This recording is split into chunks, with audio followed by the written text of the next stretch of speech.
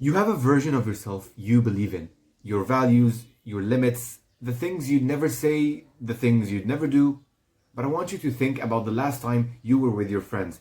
Did that version of yourself show up? Or was there a slightly different person out there? Laughing a little louder at things that cross your line? Staying quiet when you should have said something? Or doing things you'd never do alone? And then going home and telling yourself that it was nothing? Because here's what nobody talks about. It's never nothing. Let me give you some examples, and I want you to be honest with yourself while I do so. Let's say you're with your friends, and someone makes a joke, an offensive joke, and you know it's offensive, but everyone laughs. So you laugh too, because the alternative is being the weird one who killed the vibe. Or you're in a group and someone starts talking badly about a person you actually respect, and you stay silent, not because you agree, but because speaking up feels like too much of an effort in that moment. Or maybe it's simpler than that. Maybe you just curse more, speak differently, act differently. And even if someone called you out on it, you just say that I'm just comfortable around them. That's just how we are. Maybe you've been doing this so long that you don't even notice it anymore. The discomfort that you used to feel the first time, it's gone. It's gone now. But what if it means something else entirely? And I want to show you an experiment. So bear with me for 2 minutes, because once you see what's happening inside your brain, you will not be able to unsee it. A psychologist named Leon Festinger runs one of the most quietly disturbing experiments in psychology history. He brings people into a room and makes them do the most boring task imaginable, turning a bunch of pegs for an hour, and that's it. He then asks them to go tell the next person waiting outside that the task was actually really enjoyable. In other words, lie. One group gets paid $20 to lie, and the other gets paid $1. Now, here's where it gets strange. Afterward, he asks both groups, honestly, what did you think of the task?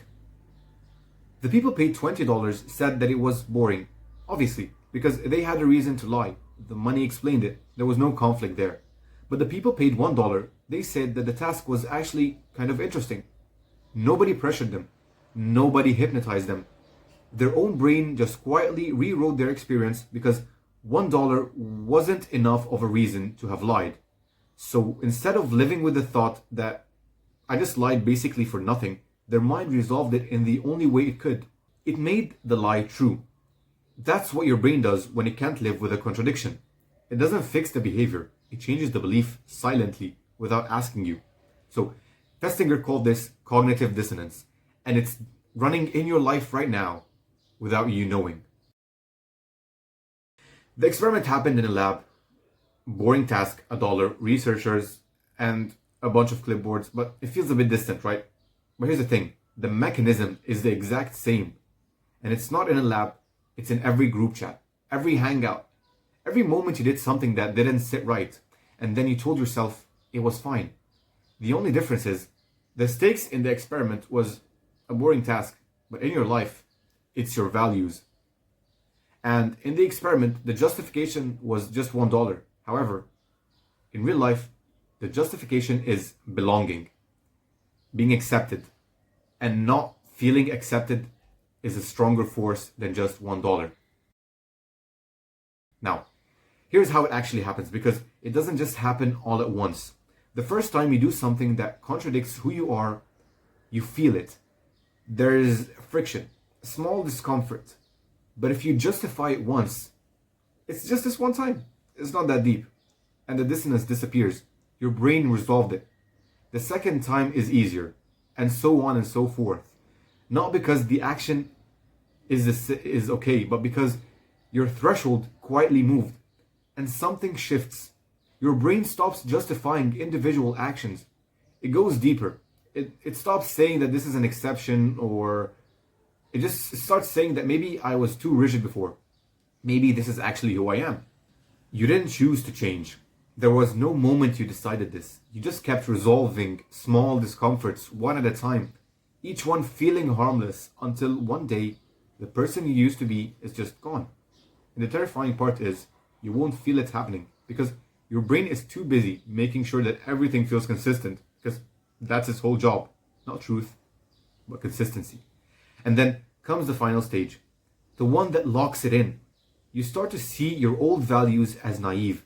You look at the people who still hold them, and you feel slightly superior, maybe even mock them a little. Because deep down, you know that if those values were actually right, then you've been wrong this whole time. And you will do anything to avoid that conclusion.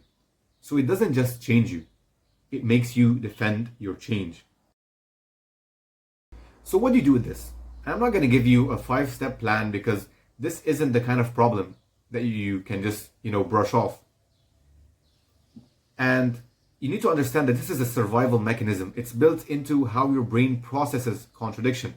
But there are 2 things that are actually real. The first one is a question. One question that you ask yourself alone. No audience, no performance, just being brutally honest with yourself. Would the version of me from 2 years ago recognize who I am right now? And would they respect it? If the answer comes easy, then good. But if it makes you uncomfortable, then that discomfort is not a feeling to ignore. That's the only honest signal your brain will give you before it rewrites everything, and then it will be too late. Choosing who you spend your time with is not antisocial. It's not judgmental. It's one of the most important decisions you will ever make, because you will become a version of the people around you. The only question is whether that version is one you're proud of. The brain doesn't lie to protect you from the world. It lies to protect you from yourself, and the least you can do is notice when it's happening.